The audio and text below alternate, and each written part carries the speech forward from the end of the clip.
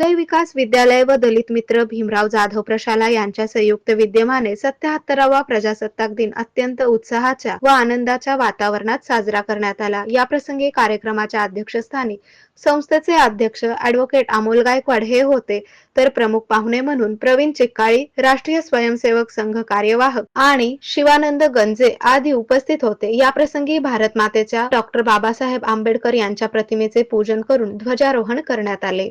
या कार्यक्रमाचे प्रास्ताविक व पाहुण्यांची ओळख मुख्याध्यापक मंगेश पाटील यांनी केली, तर या कार्यक्रमात देशभक्तीपर गीते व विद्यार्थ्यांनी सांस्कृतिक कार्यक्रम सादर केला। या संस्थेचे अध्यक्ष ॲडव्होकेट अमोल गायकवाड व प्रमुख पाहुणे तरुण भारत डिजिटलच्या प्रमुख वरिष्ठ पत्रकार अश्विनी तडवळकर यांनी विद्यार्थ्यांना मार्गदर्शन केले। या कार्यक्रमासाठी संस्थेच्या उपाध्यक्षा शारदाबाई गायकवाड, माध्यमिक शाळेचे मुख्याध्यापक मंगेश पाटील, प्राथमिकचे मुख्याध्यापक प्रकाश कोळी, सर्व शिक्षक व शिक्षकेतर कर्मचारी आदी उपस्थित होते। या कार्यक्रमाचे सूत्रसंचालन अमोल कुलकर्णी यांनी केले।